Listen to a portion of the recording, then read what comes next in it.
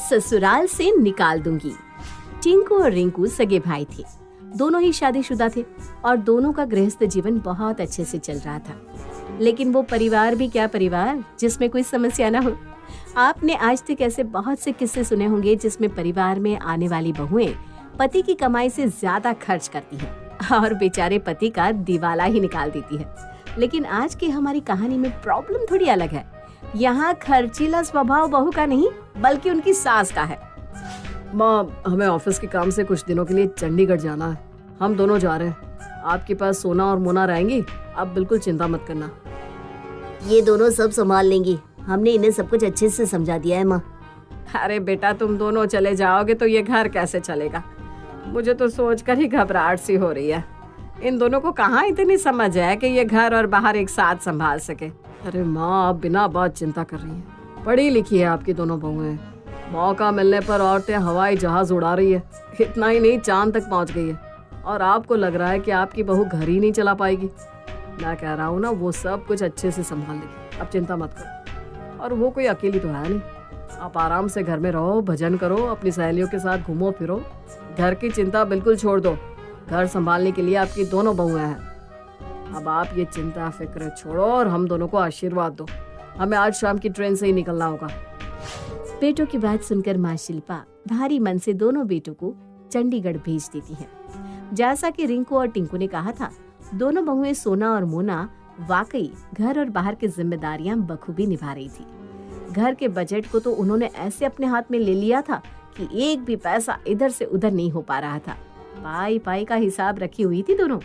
एक दिन, अरे ये बहुएं तो सारे पैसों पर ऐसे कुंडली मारकर बैठ गई हैं कि मेरे हाथ में तो एक चवन्नी भी नहीं लग रही। दोनों बेटे थे तो मैं किसी न किसी बहाने से उनसे पैसे मांग ही लेती थी और मेरे राम लखन भी खुशी खुशी मुझे रुपया निकाल कर दे देते थे। लेकिन अब क्या करूं, मेरी तो समझ में नहीं आ रहा। खैर, ये घर मेरा है, मुझे किसी के बारे में सोचने की जरूरत क्या है। जाकर सीधा बहू से मांग लेती हूँ। सोना बहू, मुझे 40,000 की जरूरत है, देना तो जरा। 40,000? ये तो बहुत बड़ी रकम होती है माँ जी। क्या हुआ आपको? ऐसी क्या जरूरत पड़ गई?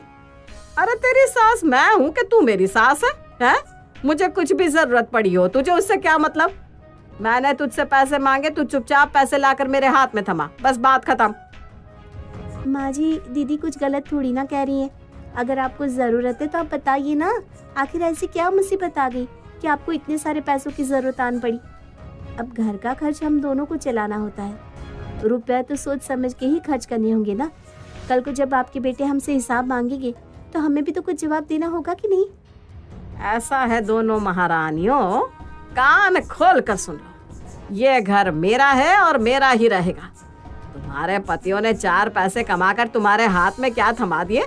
खुद को घर की मालकिन समझने की भूल मत करने लग जाना। एक मिनट में घर से बाहर निकाल दूंगी और फिर यहाँ से वहाँ भटकती फिरोगी, फिर भी 30,000 की सैलरी भी नहीं मिलेगी। और आजकल किराए के मकान का रेट क्या चल रहा है ये तो पता है ना तुम दोनों को। यहाँ पर ठाठ से मेरे 2 मंजिले मकान में रह रही हो और मुझे ही आंख दिखा रही हो। चुपचाप 40,000 निकाल कर मेरे हाथ में रख, नहीं तो सामान बांध लो दोनों। कान खोल कर सुन ले बहू, शाम तक पैसे मेरे हाथ में होने चाहिए, नहीं तो अपना इंतजाम कहीं और कर लेना। अरे दीदी, ये तो सरासर गुंडागर्दी हुई ना कि माँ जी घर से निकालने की धौंस देकर अपनी मनमानी कर रही हैं। माँ जी को समझ में नहीं आता कि इन्हीं पैसों के लिए उनके बेटे घर से दूर रहकर इतनी मेहनत कर रहे हैं और वो ऐसे ही बिना वजह बताए 40,000 मांग रही हैं। कर भी क्या सकते मोना। सच बात तो यही है कि घर माँ जी के नाम पर है और जैसा माँ जी का स्वभाव है ना, अगर मैंने पैसे नहीं दिए तो ये सचमुच हमें घर से बाहर निकाल कर खड़ा कर देगी। और बात सिर्फ घर से बाहर निकालने या किराए पर मकान लेकर रहने की नहीं है। अगर ये सारी खबर उनके बेटों तक पहुंची तो वो इस पूरे प्रकरण का जिम्मेदार हमें ही समझेंगे। कोई ये थोड़ी ना समझेगा कि माँ जी अनाप शनाप बातें करके पैसों की डिमांड कर रही थी। वैसे भी सास को तो हमारे समाज में बाय डिफॉल्ट समझदार और बहू को बदतमीज समझा जाता है। किस किस को समझाते फिरेंगे हम दोनों। काफी देर विचार करने के बाद अंत में दोनों बहुएं 40,000 निकालकर सास के हाथ में थमा देती हैं। इस घटना को अभी हफ्ता भर नहीं बीता था कि सास शिल्पा एक बार फिर बहू के सामने आकर खड़ी हो जाती है। बड़ी बहू, मेरी सहेलियां ना काफी दिनों से कह रही थी कि कोई किटी स्टार्ट कर लेते हैं। अब काफी दिन से दबाव बना रही थी तो मैंने भी हाँ कर दिया। इस बार किटी की ओपनिंग मेरे यहाँ से होगी। सबका खाना पीना, सारा अरेंजमेंट, डेकोरेशन सब मिलाकर 30,000 का खर्चा तो आ ही जाएगा। क्या 30,000 की किटी? अरे नहीं, किटी तो बस 20,000 की है, बाकी 10,000 अरेंजमेंट के लिए है। माँ जी, क्या जरूरत है इतने बड़े अमाउंट की किटी खोलने की? और आप कह दीजिए ना कि पार्टी होस्ट करने का अभी हमारा बजट अलाउ नहीं कर रहा। कोई जबरदस्ती है क्या कि हम इतनी बड़ी पार्टी ऑर्गेनाइज करें? बड़ी बहू, अभी पिछले सप्ताह ही तुझे समझाया था ना कि इस घर में रहना है तो जरा कायदे से रहना होगा। मेरे हर काम में टांग अड़ाओगी तो इस मुफ्त की छत से भी जाओगी।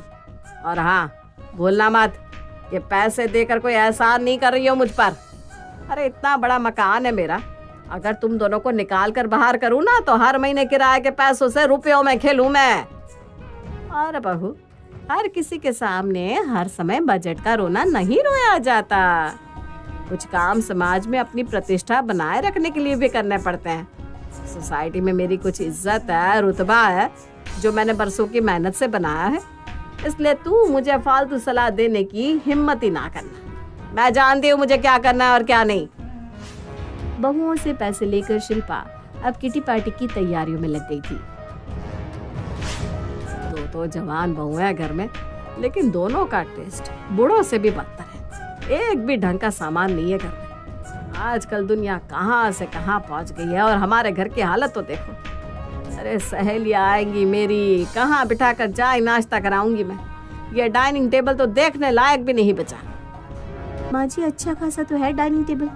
आज तक हमने सभी रिश्तेदारों को इसी टेबल पर बिठाकर नाश्ता और लंच डिनर सब कुछ करवाया है। आज अचानक इस टेबल में क्या खराबी हो गई? अरे कुएं की मैं ढको तुम दोनों। रिंकू और टिंकू ने तुम्हें घर के अंदर बंदी बनाकर रखा हुआ है। बाहर दुनिया में क्या चल रहा है कुछ खबर भी है? अरे माँ जी, चलने का क्या है, हर 2 साल में नया फैशन आ जाता है। फैशन और ट्रेंड के अनुसार चलेंगे तो रोज फर्नीचर ही बदलते रह जाएंगे। हमें ट्रेंड के हिसाब से नहीं, अपनी जेब देखकर चलना चाहिए। अरे चुप करो दोनों, मुझे बस नया डाइनिंग टेबल लेकर आना है।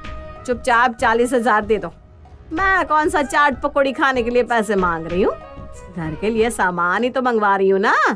घर में रखा रहेगा तो तुम्हारी ही इज्जत में बढ़ोतरी होगी। 4 रिश्तेदार आएंगे, तुम्हारी ही तारीफ करेंगे। लेकिन माँ जी, देखो, मुझे बार बार वही बात कहने पर मजबूर क्यों करती हो बहू? चुपचाप पैसे दे दे, नहीं तो तुम्हारे पतियों के लौटने से पहले ही तुम्हारा बोरिया बिस्तरा बांध कर तुम्हें यहाँ से 9, 2, 11 कर दूंगी। बेचारी बहुएं मरती क्या ना करती। सास की धमकी देने के कारण चुपचाप पैसे निकालकर सास शिल्पा के हाथों में थमा देती है। अगले ही दिन शिल्पा एक खूबसूरत चमचमाती हुई डाइनिंग टेबल लाकर सबके सामने रख देती है। किटी पार्टी की भी सारी तैयारियां हो चुकी थी। पार्टी वाले दिन मानना पड़ेगा, पूरे ग्रुप में सबसे जानदार पार्टी दी है तूने। तेरे जैसा टेस्ट, स्टाइल, रुतबा हर किसी के पास नहीं होता शिल्पा। ठीक कह रही है तू। अरे तुम्हें नहीं पता, अभी कुछ दिन पहले ही तो शिल्पा ने 40,000 एक NGO को दान में दिए हैं। अरे भाई, आजकल तो शिल्पा ही शिल्पा छाई हुई है हर तरफ। किसी को दान देना हो या किसी की मदद करनी हो, शिल्पा का नाम लेते ही प्रॉब्लम सॉल्व हो जाती है। देखा दीदी आपने, इसका मतलब वो जो 40,000 माँ जी हमसे लेकर गई थी, इन्होंने एक NGO में दान कर दी। मतलब बेटों की जेब खाली करके सासू माँ दुनिया में महान बनती घूम रही है। देखो, दान देना तो कोई बुरी बात नहीं है, लेकिन ऐसे दान का भी क्या मतलब कि अपनों के भूखे मरने की नौबत आ जाए। ये तो वही बात हुई ना कि जेब में नहीं दाने और अम्मा चली भुनाने। लेकिन माँ जी अपनी जिद के आगे बिल्कुल कुछ सुनना ही नहीं चाहती। पता नहीं ये सब कब और कैसे रुकेगा। किटी पार्टी के बाद अरे भाई, बहुत भरोसे पर मैं पूरे घर की जिम्मेदारी तुम्हारे कंधों पर सौंप कर आया था, लेकिन देख रहा हूँ कि तुम तो दोनों हाथों से पैसे लुटा रही हो। अरे भाई, कहाँ खर्च कर दिए 1 महीने के अंदर 1.5 लाख रुपए तुमने। ऐसे क्या सोने के बिस्कुट खरीद कर खा रहे हो तुम लोग, जो 1 महीने के अंदर इतना पैसा खर्च हो गया? हम यहाँ 4 पैसे कमाने आए हैं और तुम दोनों सारी दौलत लुटाने में लगी हुई हो। देखो, इस बात का जवाब मुझसे नहीं अपनी माँ से मांगो तो ज्यादा बेहतर होगा। फिर मैं कुछ कहूंगी तो आप कहोगे मैं सासू माँ की बुराई कर रही हूँ। मैं कुछ समझ नहीं पा रहा हूँ, साफ साफ कहो। देखो, जब से आप लोग गए हो ना, तब से माँ जी के तो जैसे रंग ढंग ही बदल गए हैं। वैसे तो अपने घर की धौंस वो पहले भी जमाती थी, लेकिन आजकल तो वो हर बात में ही घर से निकालने की धमकी दे डालती हैं। और उन्होंने ही अपनी मनमानी चलाकर ये सारे रुपए मुझसे वसूले हैं। आप ही बताइए मैं करूँ तो क्या करूँ। अच्छा, ऐसे बात है। ठीक है, तुम चिंता मत करो, अभी मैं फोन रखता हूँ, बाद में बात करता हूँ। 2 दिन बाद दरवाजे पर दस्तक होती है। बड़ी बहू सोना दरवाजा खोलती है तो सामने 2 आदमी खड़े दिखाई देते हैं। ओ जी, सत श्री अकाल जी, माई सेल्फ पप्पी सिंह जी। और जी माई सेल्फ जप्पी सिंह है जी। नमस्कार जी, कहिए मैं आपकी क्या मदद कर सकती हूँ। देखो जी, सच सच बताना, आप ही रिंकू शर्मा की बुट्टी सोना भाभी हो ना? हाँ जी, सही पहचाना, लेकिन आप कौन? जी अभी तो बताया हमने, मैं जप्पी, तो ये मेरा भाई पप्पी सिंह है। पप्पी जी वो तो ठीक है, लेकिन क्या मैं आपको जानती हूँ? मैंने आपको पहचाना नहीं। अरे भाभी जी, आपने कभी देखा ही नहीं तो पहचानेंगी कैसे? देखो जी, आपके ससुर है ना जी, मुकेश शर्मा जी, उनके खानदानी वकील का नाम था मुरली सोपति।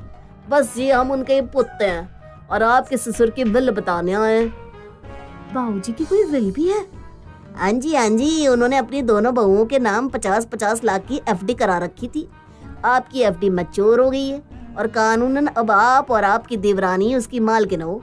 हम अगले सप्ताह आकर सारे कागज आपके नाम कर देंगे। इस 1 सप्ताह में आप लोग सोच लो कि ये पैसे आपको अपने अकाउंट में ट्रांसफर कराने हैं या किसी और के। क्या दोनों बहुओं के नाम 50-50 लाख की एफडी करा रखी थी इन्होंने, और कभी मुझे खबर तक नहीं लगने दी? अरे मेरे पति का पैसा है और मुझे ही देखने तक को नहीं मिल रहा। घोर कलयुग आ गया राम जी। खैर, उन कागजों में चाहे जो लिखा हो, लेकिन मैं भी वो पैसा लेकर रहूंगी। हाँ, वो अलग बात है कि उन पैसों तक पहुंचने के लिए मुझे अपनी उंगली टेढ़ी करनी पड़ेगी, क्योंकि ये दोनों तो आसानी से वो पैसा मुझे देने से रही। अगले ही दिन से सास शिल्पा के सुर पूरी तरह बदल गए थे।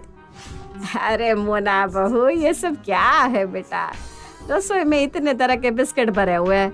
देखो बेटा, एक बार में इतने तरह का सामान ले आओगी तो आधा तो एक्सपायर होकर कूड़े की शोभा बढ़ाएगा, है ना? ऐसे ना फिजूल खर्च करना अच्छी बात नहीं है, आगे से ध्यान रखना। हाँ ठीक है माँ जी, मैं ध्यान रखूंगी।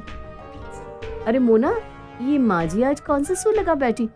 खुद इतनी फिजूल खर्ची करती हैं और तुम्हें खर्च कम करने के लिए भाषण दे रही हैं। मैं भी वही सोच रही हूँ दीदी कि आज सूरज कौन सी दिशा से उदय हुआ है जो माँ जी हमारी तरफ बजट वाली बात कर रही हैं। हो सकता है माँ जी को अपनी गलती का एहसास हो गया हो और वो सुधर गई हो।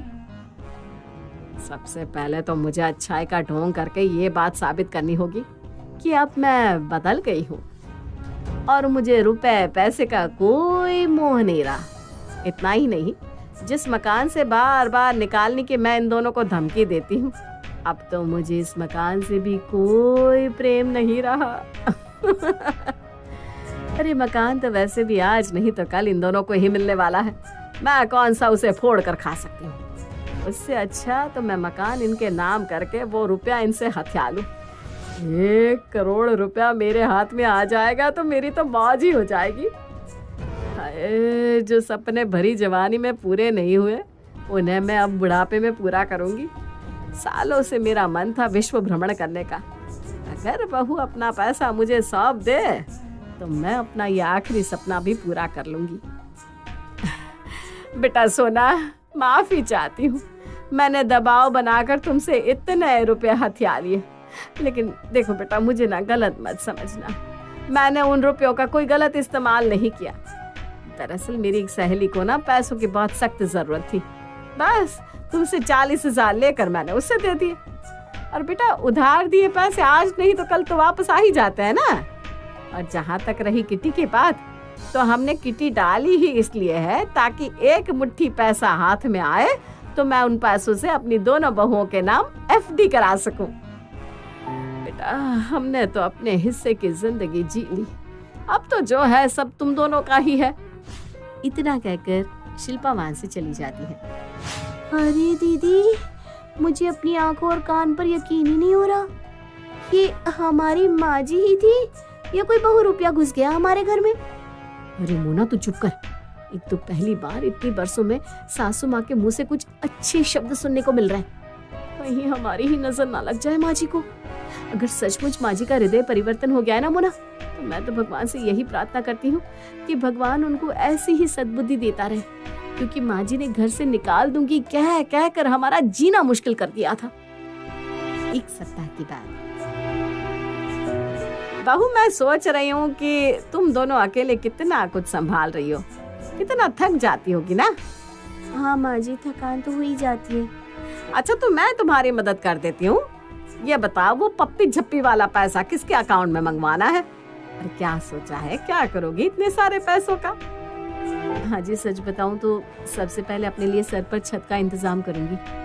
अरे बहू, ये घर भी तो तुम्हारा ही है ना, और बाजार में इसकी कीमत पूरे 1 करोड़ है। नहीं माँ जी, ये तो आपका घर है। हम कभी इस घर के मालकिन तो बन ही नहीं सकते। फिर आप भी तो बात बात पर हमें निकालने की धमकी देती रहती है। अच्छा, एक काम करो, मैं ये घर तुम दोनों के नाम लिख देती हूँ, तब तो खुश रहोगी ना दोनों। और हाँ, तुम अपने पैसों से मकान लेना चाहती थी तो वो पैसा तुम मेरे नाम कर दो।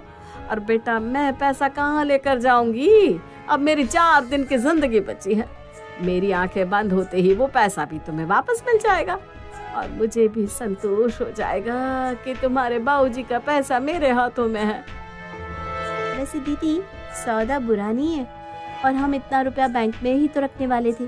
क्या फर्क पड़ता है अपने बैंक में रखी या माँ जी की?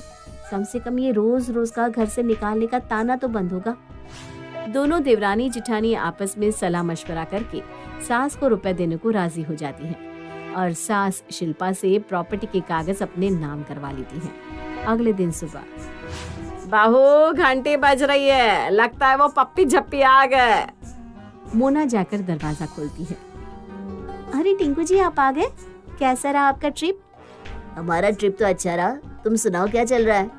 अरे बहुत बड़ी खुशखबरी है, हमें आज 50-50 लाख मिलने वाले हैं, और माँ जी ने भी अपना घर हमारे नाम कर दिया है। इसका मतलब हमारा तीर एकदम सही निशाने पर लग गया। तीर निशाना मतलब क्या है आपका? मतलब यही है कि घर में कलेश की जड़ खत्म हो गई। माँ रोज मकान के नाम से ही तुम्हें परेशान करती थी ना, इसलिए हमने ये प्रॉब्लम सॉल्व कर दी। और हाँ, कोई पैसा नहीं आने वाला, भूल जाओ वो सब। इसका मतलब वो पप्पी झप्पी झूठ बोल रहे थे? सत्यानाश हो उन दोनों का। मुझे मिल जाए ना तो मुंह नोच लूंगी दोनों का। हाय मेरा वर्ल्ड टूर। अरे माँ, ध्यान से देखो, पप्पी झप्पी तुम्हें यहीं कहीं नजर आ जाएंगे। बिल्कुल ठीक कह रहे हो पप्पी प्राजी। अजी हम ही तो है पप्पी ते झप्पी सिंह, तो बोलो तारा रा। नालायक हो, अपनी माँ को ठगते हो। अभी बताती हूँ तुम्हें। और इस तरह ये कहानी यहीं खत्म हो जाती है। अब बेचारी खर्चीली शिल्पा के पास धमकी देने का कोई साधन ही नहीं बचा था, इसलिए अब वो खर्ची भी जरा सोच समझ कर रही थी।